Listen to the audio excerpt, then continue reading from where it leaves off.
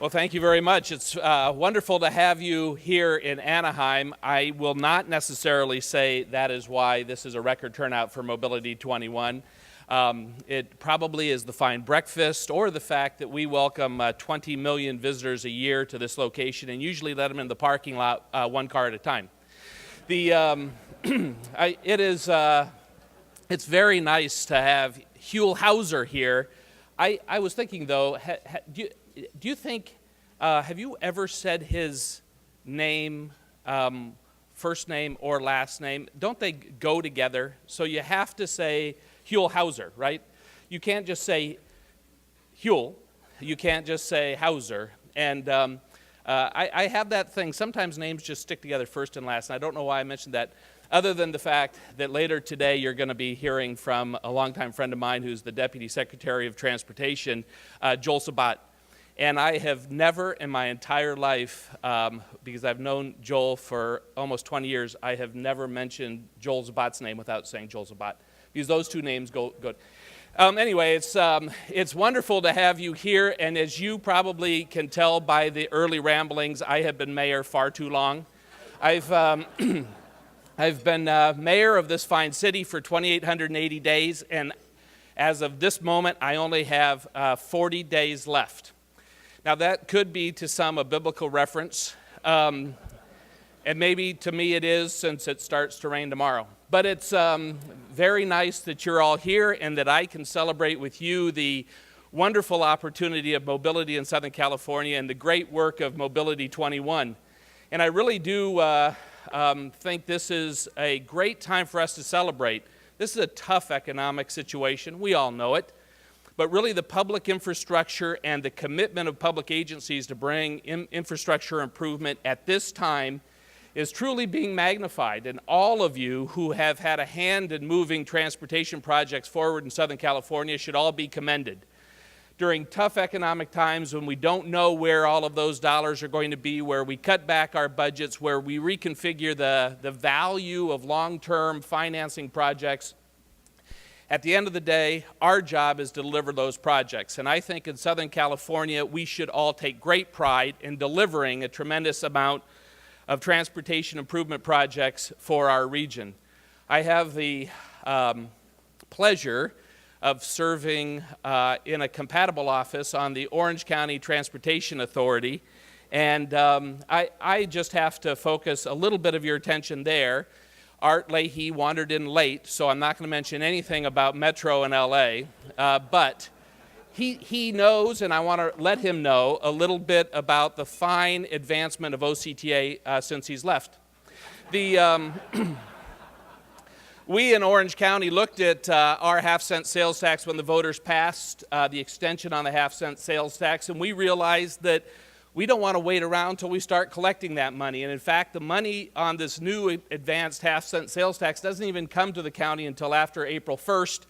But we created an early action plan where we borrowed against that future stream of revenue and put over $4 billion of public improvements forward before we even received the first penny on those dollars. That is money that is going to create freeway and roadway improvements all across this county, from the 405 to the direct connectors from the 22 to the 405 and the 605. That's money that's advancing a tremendous amount of Metrolink improvements solely within this county, as a matter of fact, as Metrolink does a great job across the region. We're also reinvesting directly in this county, and in fact, with the expanded Metrolink plan that's a part of Measure M2, we'll be putting 12 new trains in service next year, added capacity with the Orange County section of Metrolink, and in fact, we'll be creating, starting in the spring, a $6 day pass for Metrolink and bus service that OCTA can coordinate. A way that someone can receive all of the transportation benefit of that system, those combined systems within Orange County. It's a tremendous move forward and something that really is significant. Also, OCTA is moving forward, and many of you, I won't have you stand because it'll be half the room, are participating on the grade separation projects and the northern portion of our county, over $600 million worth of grade separation projects across 7 grade crossings from Fullerton, Placentia, and Anaheim. And at this moment in time, we're about halfway through an $84 million railway safety program to transform 50 grade crossings in the low sand corridor to safe zones or quiet zone status, and we had the first opening of those last month. The amount of funding through OCTA and the commitment of really getting those dollars out on the street for immediate benefit is certainly very impressive. And as the Congresswoman referenced, we have much of that same focus here in Anaheim. And speaking of Anaheim, I want you to know, since I have been mayor for about 8 years, there are hidden Mickeys in this tie as well.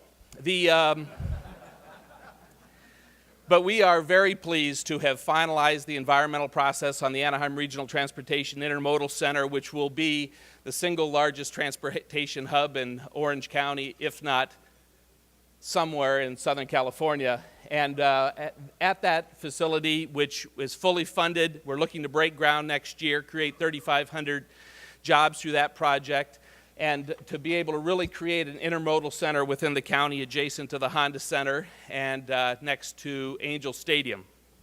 And also that Arctic Center will be the southern terminus of the first phase of the California high-speed rail.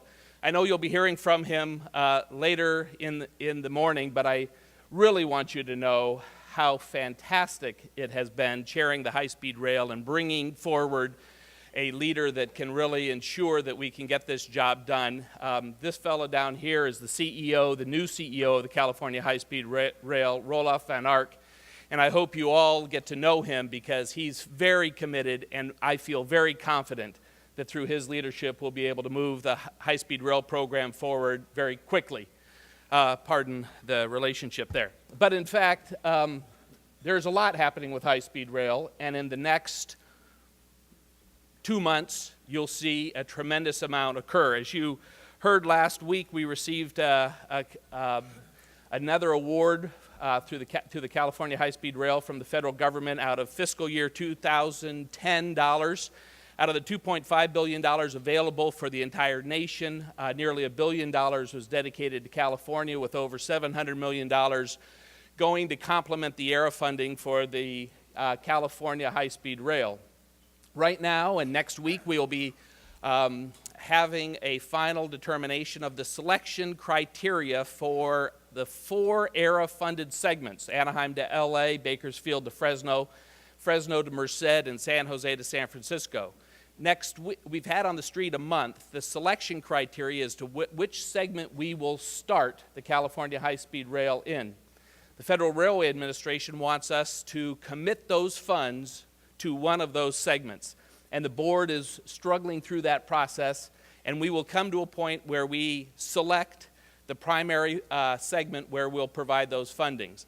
And what that is, as you know, the ERA funds that we received were $2.25 billion out of the $8 billion available for high-speed rail and the stimulus funds. $400 million of that went to the Trans-Bay Terminal. About $200 million of it went to many of you and as engineering firms completing the engineering and environmental and design work for those 4 ERA segments.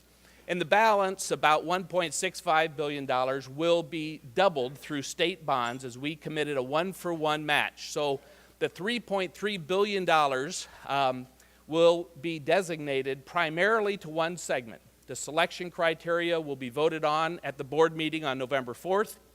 And hopefully before the end of the year, we'll make a determination as to which segment will be that primary segment to move forward. Not only using the $3.3 billion that will be the ERA funds with the state bond match, but also the new $700 million that we were awarded last week.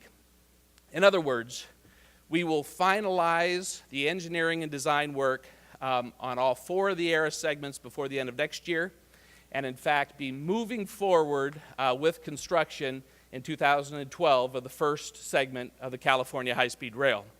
So when people around your neighborhood or at your dinner table or even at your firm suggest the high-speed rail is a wonderful idea, but will it ever be built?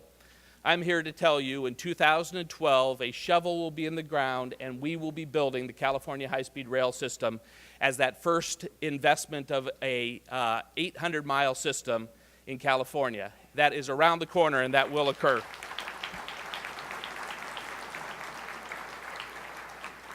But also, the challenge for us in building a system like that is really to talk about how do you fund the full build-out of the maximum value of a system of $43 billion, the largest public works project in America, in America's history. And that doesn't happen because we wait around till we get $43 billion. That happens by putting that investment in the ground every year and build that system and grow that system to fully build it out to its maximum length and its maximum capacities. That's what $43 billion represents. That doesn't, $43 billion of a system doesn't require us to have all that money and everything built before trains will be running and service will be provided. Therefore, it takes a long-term commitment of resources. And that's really one of the points of value of Mobility 21.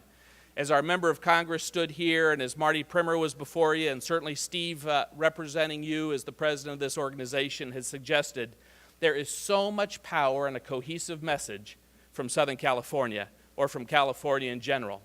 The only way we fund high-speed rail over the long haul is a committed pool of funds for high-speed rail. It is such a challenge to fight every year in an appropriations process to get $1 billion each year to advance this project. And I know as the transportation legislation will be addressed either next year or somewhere after that, the point of the matter is we are all faced with the challenge to make sure those transportation projects that are a priority to us locally as well as to the state receive our attention and receive Congress and the administration's attention. So the value of Mobility 21 is to look far beyond what we individually need to do within our communities, mine of Anaheim or Orange County, or Art Leahy's of Santa Ana or LA County, but in fact to look at all of the potential of working together cohesively as an organization and advocating for those regional transportation projects, those statewide transportation projects that will have a long-term impact on our communities and our state. That is the value of us gathering here today. That's the value of us working together as partners. We all have our individual projects which we should be proud of and hold up high, but in fact where we can have the most impact is that cohesive coordination, and I want to thank Mobility 21 for really being the means by which that can occur, and thank all of you for being in Anaheim today.